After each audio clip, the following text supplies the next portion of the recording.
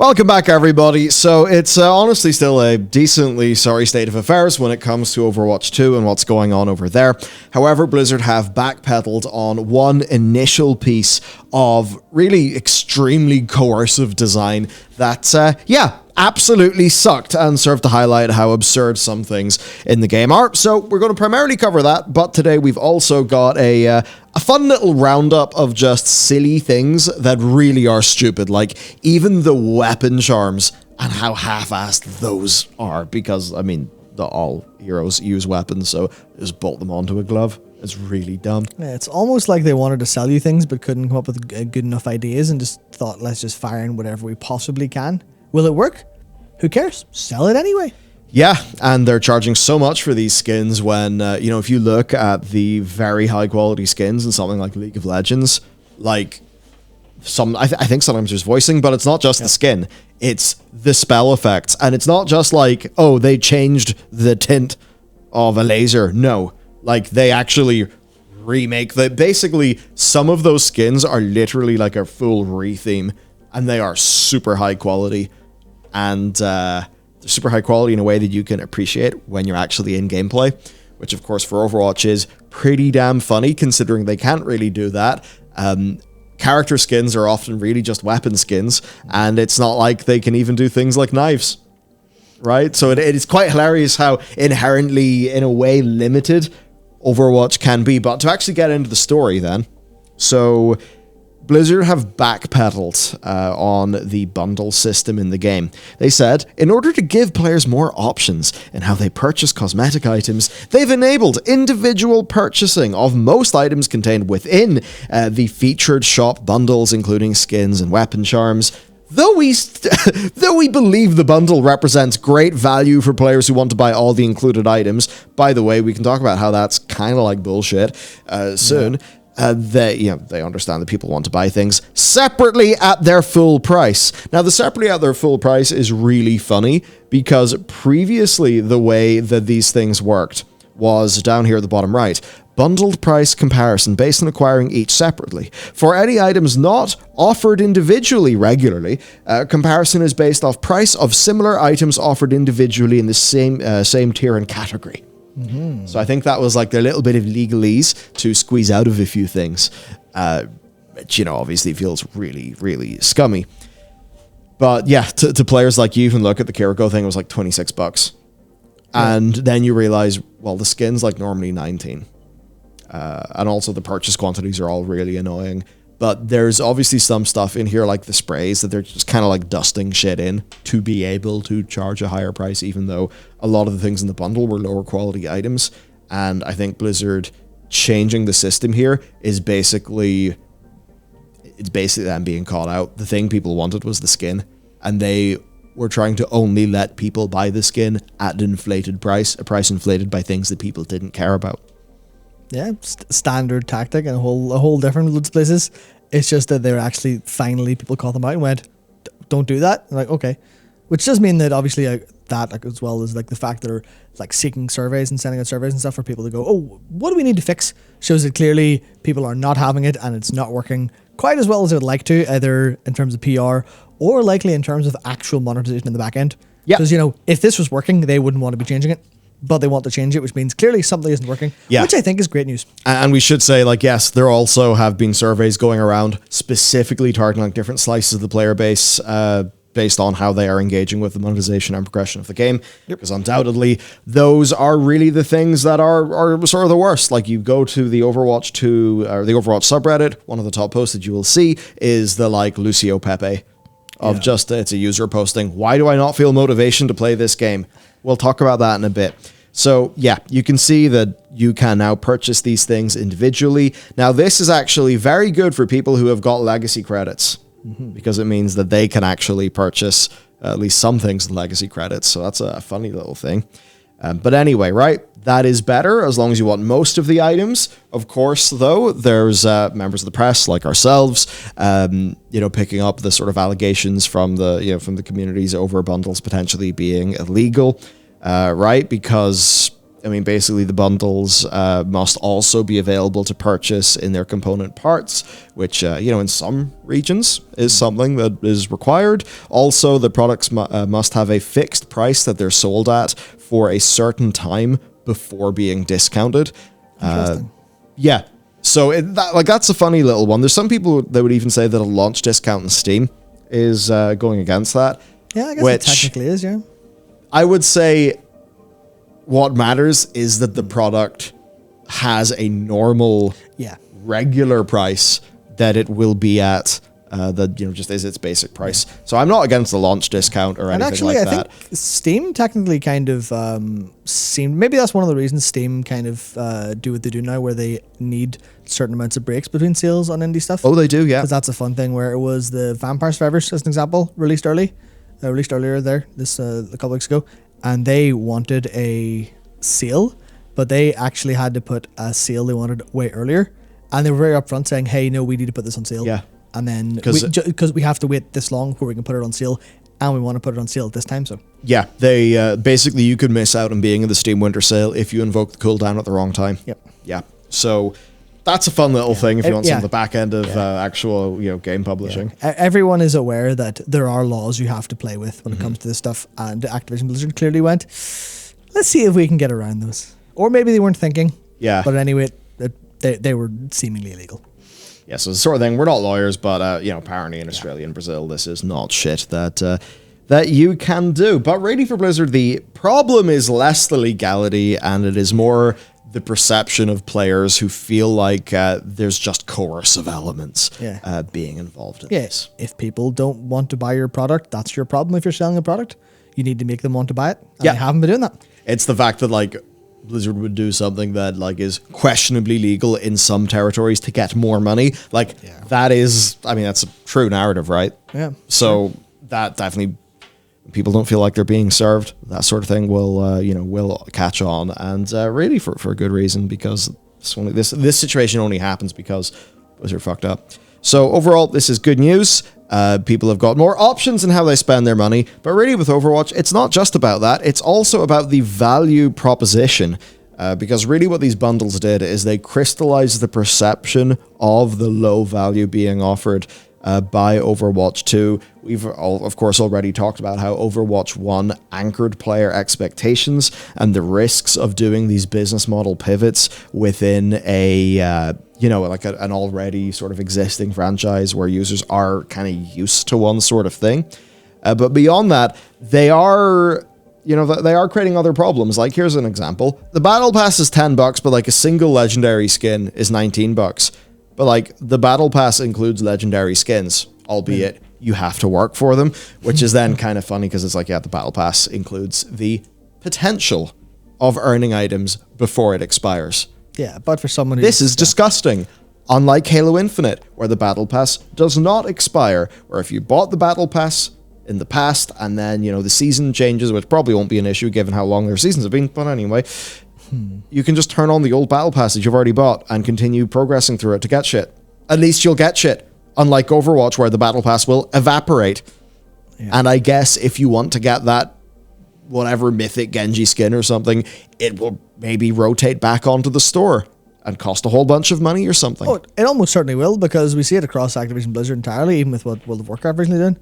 Oh, hey, we used to sell this, or there was a way to get this that was really expensive. Oh, we'll just cycle it back into the store. To be fair, that's a lot of years later. Yeah. But with Overwatch, I wouldn't imagine that being anything kind of any less. But even then, there's an image here of what they're selling for $10 instead of that Battle Pass. You're like, sorry, what? You're selling that for $10? Excuse me? What are souvenirs for? What the? I honestly couldn't even tell you what souvenirs are for. And there's a weapon charm in there. This is just some weight plates. Yeah, $10 for $10. Yeah, they're charging $10 for that. Yeah, and of course there's the charms that we recently talked about too, where the charms cost more digitally than a real charm that has to be manufactured and sent to you, which is absurd. And theoretically, assuming you're not too dangerous with it, because I saw people talk with this on Reddit, the physical charm will last you when Overwatch 2 is gone. But when Overwatch 2 is gone, you don't even get that. You're renting that while the servers stay up. What a clown world. Yeah, so overall, this is not enough to change perceptions. And to dive into a few other things, so we just have like a list of funny things to laugh at here. So number one is the fact that you can earn Overwatch 2 skins and all that stuff in the Battle Pass too, even faster by just playing World of Warcraft. Yep. Like, you could play World of Warcraft, get a few characters, and honestly just do like world quests and your callings. Maybe for some people, run LFR and, you know, sell the items you get from that. There's, of course, actual gold-making methods, right? There's people, you know, they can play the game for like 2 hours a day and, you know, consistently be making, you know, quite a lot, right? Because there's people who've got like, you know, 10 million gold in World of Warcraft. A WoW token right now is like 350k-ish. A WoW token will convert into $15 of Battle.net credit. So, yeah, literally play World of Warcraft to fund your Overwatch 2 skins. Yeah, or, you know, even if you think about it, like the kind of the idea is you get your battle pass every like 9 weeks, you would literally be faster getting your, because, you know, it's, what was it in Overwatch 2? It's every second battle pass, which means you get every hero if you consistently grind out all your stuff. If you do all of your weeklies, yeah, you'll be able to purchase every second battle pass for free, and the battle passes themselves do not have premium currency inside. Yeah. Whereas if you do all of your dailies in World of Warcraft, you can probably earn that battle pass out faster. Obviously, you know you will have to buy the World of Warcraft sub, which is sort of a possibly an issue. But if you like get gold fast enough, it is literally like, the point is the monetization of gameplay into Blizzard bucks is, because obviously Overwatch coins not BNet balance, so even the BNet balance is more useful because you could buy games and stuff. You get 60 cents a day. Sorry, 60 cents a week. Yeah. That's what you earn a week by doing all of your challenges, which could just be like, hey, go, you know, for, let's just say, I don't know, it's for like 30 Overwatch coins. It's, you know, go play 7 arcade games. Cool. You play 7 arcade games, you earn 30 cents. Actually, you know what? You could obviously say you could play World of Warcraft and earn Overwatch 2 skins faster, but even that's a lot of effort learning to gold farm, and it's not that much effort. You know what you could do in terms of 60 cents a week? You could literally go into a town and like walk around watching the ground and have more money than that. Literally just finding coins on the ground. But obviously, we're more of a cashless society in some places, but still, you find coins on the ground, you'll be earning more than Blizzard are willing to give you for playing their game and contributing to all their engagement metrics. And obviously, you know, the amount of time you spend in game is more liable to make you spend. That's how ungenerous they are. You could just scrounge for coins and make more money. Jesus.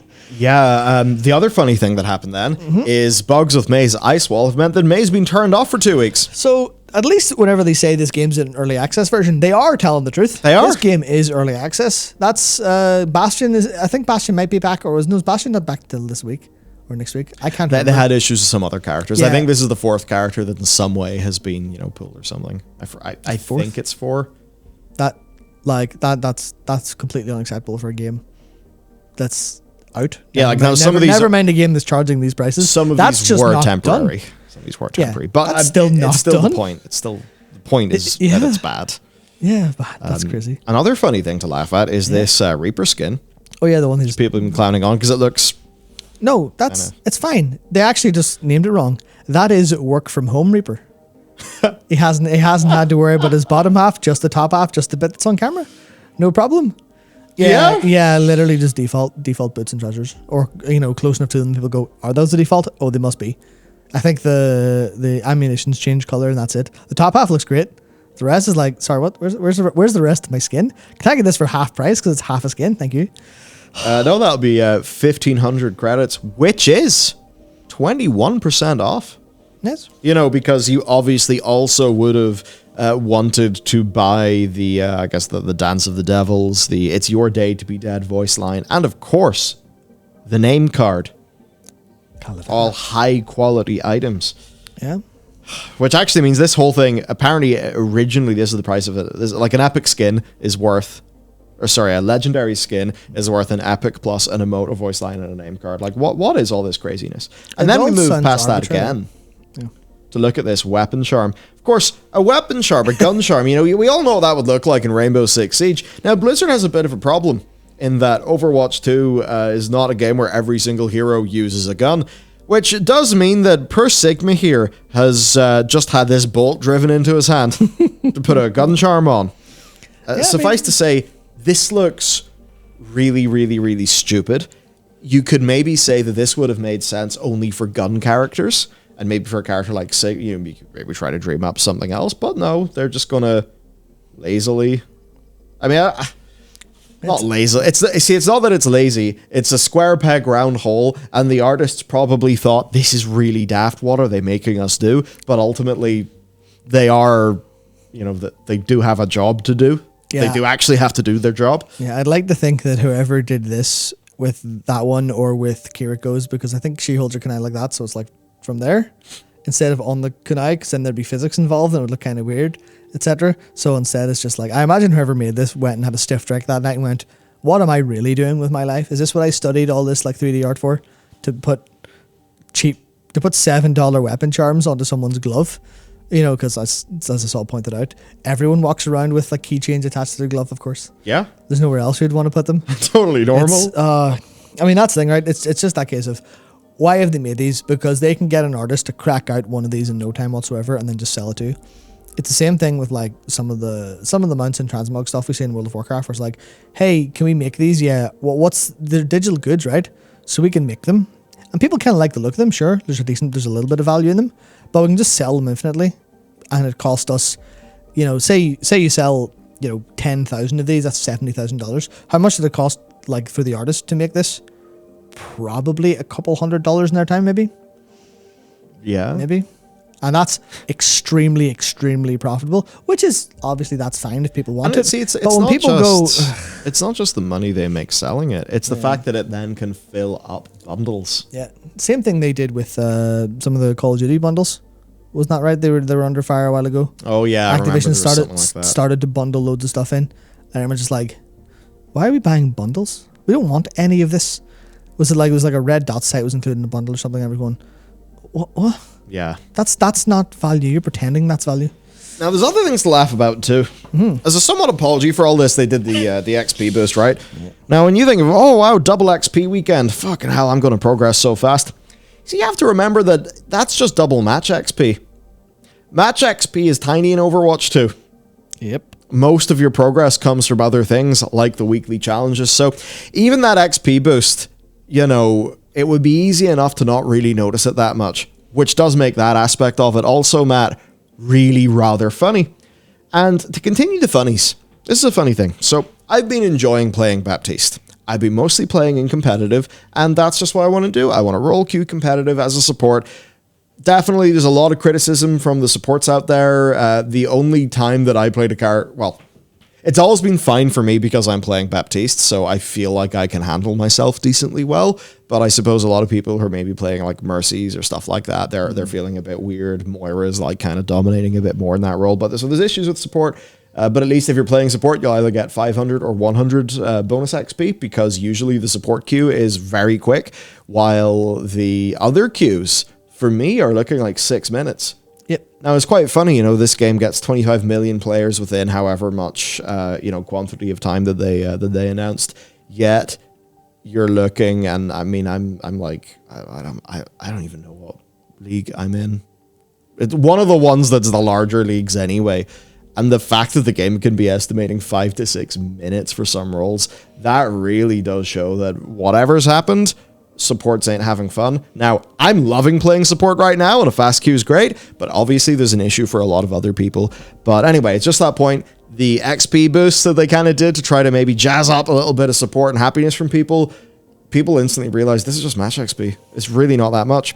And then even, I mentioned competitive there. I'm used to a competitive that basically is I play a match. If I win, my MMR goes up. If I lose, it goes down.